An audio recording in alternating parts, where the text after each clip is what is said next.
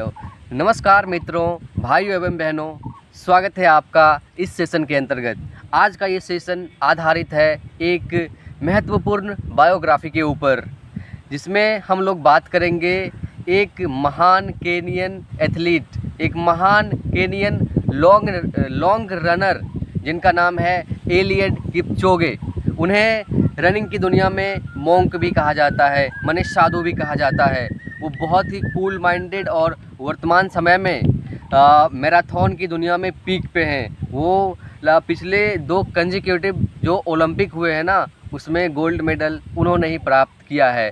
आज का ये सेशन उनके जीवन पे आधारित है। उनके जीवन को झांकेंगे, उनके अचीवमेंट को देखेंगे और अंत में उनके आइडियोलॉजी, उनके विचारधारा से हम लोग सीखने की कोशिश करेंगे। तो इस वीडियो को, इस सेशन को हम लोगों ने 2 पार्ट में डिवाइड किया है। पहले पार्ट उनके जीवनी के बारे में और दूसरे पार्ट में उनके विचारधारा से हम लोग सीखेंगे। सो फ्रेंड्स, चलिए without any further delay let's begin our session. Challenges in the journey of life, there is ups and downs. In marathon there is a lot of challenges. There is pain in training, pain in running, and joy at the end of the marathon. Breaking a 2-hour marathon is impossible. We wanted to make history and inspire the human family. I want to send the message that no human is limited. So I can say, marathon is life. Eliud Kipchoge का जन्म 5 नवंबर 1884 में Kenya में हुआ था और वो 5 नवंबर 2022 को 38 साल के यानी 38 इयर्स के हो जाएंगे। उन्होंने 2018 में बर्लिन मैराथन में 2 घंटा 1 मिनट और 39 सेकंड के अंदर मैराथन दौड़ के वर्ल्ड रिकॉर्ड बनाया। दुनिया में सबसे कम टाइम में 42 किलोमीटर की दूरी 2 घंटे 1 मिनट और 39 सेकंड में पूरा करने वाले वो एकमात्र पहले एथलीट है पूरी दुनिया के अंदर। वो इतिहास के एक बहुत बड़े स्पोर्ट्स पर्सन और एक बहुत बड़े मैराथन रनर हैं। उनके नाम कई अचीवमेंट, कई अवार्ड्स हैं। जैसे वो पहले ना 5 किलोमीटर रनिंग से अपना डेब्यू किए थे 2001 में और 2004 में आके उन्होंने जो एथेंस में मैराथन हुआ था ना 5 किलोमीटर का, उसमें ब्रॉन्ज मेडल उन्हें मिला था। फिर उसके बाद 2008 में बीजिंग में जो मैराथन हुआ था, चाइना में है जो, वहाँ पे उन्होंने 5 किलोमीटर की दौड़ में उन्होंने सिल्वर मेडल प्राप्त किया था। फिर 2016 में जो रियो डी जेनेरो में मैराथन हुआ था, उसमें उन्होंने 42 किलोमीटर दौड़ में गोल्ड मेडल प्राप्त किए थे। एक्चुअली 2012 में उन्होंने मैराथन दौड़ना शुरू किए थे और हम सभी जानते हैं कि 2020 में जो टोक्यो में ओलंपिक हुआ था, उसमें जो अपने एलियड किपचोगे साहब हैं, उन्होंने गोल्ड मेडल जीते थे। एलियड साहब जब 16 साल के थे ना, तो उन्हें एक कोच मिला था 2001 ईस्वी में। उनका नाम था पैट्रिक सेंग और उसके बाद उन्होंने पैट्रिक सेंग ने एलियड किपचोगे को ट्रेन करना शुरू किया धीरे धीरे। और उनका ये मानना था कि यार वो कोच साहब ना एलियड किपचोगे को जो भी काम देते थे ना, उन्हें वो पूरी श्रद्धा से, पूरी ईमानदारी से करके आते थे और बोलते थे सर मुझे दूसरा टास्क दीजिए। ये उनकी खासियत है, ये उनका कोच ये पैट्रिक सेंग का कहना है। उन्होंने 2003 में 5 किलोमीटर रनिंग में मात्र 12 मिनट और 13 सेकंड में पूरा किए थे। वो उनका जूनियर वर्ल्ड रिकॉर्ड था। फिर 2006 में उन्होंने 10 किलोमीटर का रेस 26 मिनट और 54 सेकंड में पूरा किए थे और उन्हें ब्रॉन्ज मेडल प्राप्त हुआ। 2008 के बीजिंग मैराथन में उन्होंने 13 मिनट और 3 सेकंड में 5 किलोमीटर की रनिंग पूरा किए थे और उन्हें सिल्वर मेडल प्राप्त हुआ। 2012 में उन्होंने हाफ मैराथन में अपना पहला डेब्यूट किया था और इस मैराथन का नाम था लिली हाफ मैराथन। उन्होंने 59 मिनट और 5 सेकंड में इस माइलस्टोन को पूरा किए थे और उनका पोजीशन था 4th। 2013 में उन्होंने फुल मैराथन यानी कि 42 किलोमीटर के रेस में पार्टिसिपेट करना शुरू किया और हैम्बर्ग फुल मैराथन इन्होंने 2 घंटा 5 मिनट और 30 सेकंड में पूरा किए थे। फिर इसी साल इन्होंने अपने फुल मैराथन में इम्प्रूवमेंट लाते हुए बर्लिन फुल मैराथन यानी कि 42 किलोमीटर की रेस में इन्होंने 2 घंटे 4 मिनट और 5 सेकंड में पूरा किए थे। 2016 में यानी लंदन मैराथन में इन्होंने अपने आप को और इम्प्रूव करते हुए, है ना, जो फुल मैराथन होता है उसे 2 घंटे 3 मिनट और 5 सेकंड में पूरा किए थे। लेकिन दुख की बात यह है कि 2016 के Rio de Janeiro full marathon में इन्होंने 2 घंटे 8 मिनट और 44 सेकंड में पूरा किए थे। इसमें थोड़ा सा उनकी परफॉर्मेंस डिक्लाइन कर गई थी और 2020 के टोक्यो ओलंपिक में उन्होंने गोल्ड मेडल प्राप्त किए थे। कुल मिला के जो एलियट किपचोगे साहब है ना, उनके जीवन में उतार चढ़ाव आते रहे हैं, बट उन्होंने हर एक परिस्थिति का सामना किया है और फाइनली अभी वर्तमान समय में जो रेसिंग की दुनिया है ना, रनिंग रेस, उसमें पीक पे और पिछले 2 लगातार वर्ल्ड मैराथन जो कि ओलंपिक उसको कहते हैं, उसमें उन्होंने गोल्ड मेडल प्राप्त किए थे। उनके जीवन पे एक डॉक्यूमेंट्री फिल्म भी बन चुकी है जिसका नाम है दी लास्ट माइलस्टोन, जो कि 2021 में पब्लिश हुआ था। एलियट किपचोगे साहब अपने पापा को फ़ोटो में ही देख पाए थे। उनके पापा बहुत अर्ली गुजर गए थे और अभी वर्तमान समय में वो ना एक हॉस्टल में रहते हैं जो कि उनके पर्सनल आवास से, पर्सनल रेजिडेंस से 30 किलोमीटर की दूरी पे है और वो रूम शेयर करते हैं अपने पार्टनर के साथ, अपने दूसरे रेस रनर के साथ, जो कि अभी ओलंपिक में प्रवेश भी नहीं किए उनके साथ, और वो एक हॉस्टल में रहते हैं।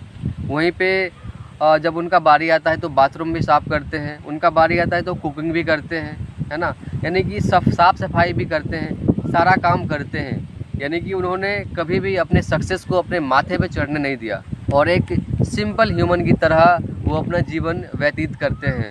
सप्ताह में 1 दिन वो अपने घर जाके अपने फैमिली के साथ टाइम स्पेंड करते हैं और अपने बच्चों के साथ एंजॉय करते हैं। उनके 3 बच्चे हैं। उनके इंस्टाग्राम हैंडल से मैंने उनके वर्क एथिक और उनके आइडियोलॉजी को सीख करने का प्रयास किया। उनका इंस्टाग्राम आईडी है @किपचोगे एलियट। आप उन्हें फॉलो कर सकते हैं। He is really great personality और उनका मैसेज हार्ट टचिंग होता है। तो उसमें से उन्होंने जो पोस्ट डाले थे ना, तो कुछ इस तरह से था, अगर आपको अपनी तरक्की देखनी हो ना तो आप अपने आप पे फोकस करिए। आप ये देखिए कि आप कैसे रह रहे हो और कैसे ट्रेन कर रहे हो। ये आपके प्रोग्रेशन को, ये आपकी तरक्की को डिफ़ाइन करती है। अगर आप अच्छे से रह रहे हो, अच्छे से ट्रेनिंग कर रहे हो ना, चाहे काम कोई भी हो, आप उसमें अव्वल जाओगे, आप उसमें टॉप पे जाओगे। उनका ये भी मानना है कि कोई भी इंसान लिमिटेड नहीं है। एवरी इंसान is unlimited. He can do anything and in fact everything. बस एक चीज़ चाहिए कि अपने आप पे फोकस करो, अपने आप को कॉम्पीट करो, अपने आप को बीट करो हर रोज़। तो आप जो भी विश करते हो, जो भी विलिंग करते हो, उसमें पीक पे चले जाओगे बहुत शीघ्र। वो लर्निंग को बहुत क्रूशियल मानते हैं। वो अभी भी जब भी उन्हें टाइम मिलता है ना, तो वो बहुत सारे बुकों का पाठ करते हैं और जो 7 habits of highly effective person हैं, वो उनका फेवरेट बुक है। मार्च 2022 में जब रसिया और यूक्रेन के बीच में युद्ध प्रारंभ हुआ था, तो उस टाइम वो जापान में टोक्यो मैराथन में रनिंग के लिए गए थे, जिसको कि उन्होंने 2 घंटे और 2 मिनट के अंदर पूरा किए थे। और वो जीत के बाद ना दुनिया को ये संदेश दिए कि हमारी विजय दुनिया में शांति लाएगी। उसके बाद उनका ये मानना है कि मैं स्टार बनने के लिए कल पे भरोसा नहीं करता हूँ कि कल मैं ये हो जाऊँगा, कल मैं वो हो जाऊँगा। बस मैं आज में रहता हूँ और आज मैं जितना इम्प्रूव कर सकता हूँ उतना करता हूँ।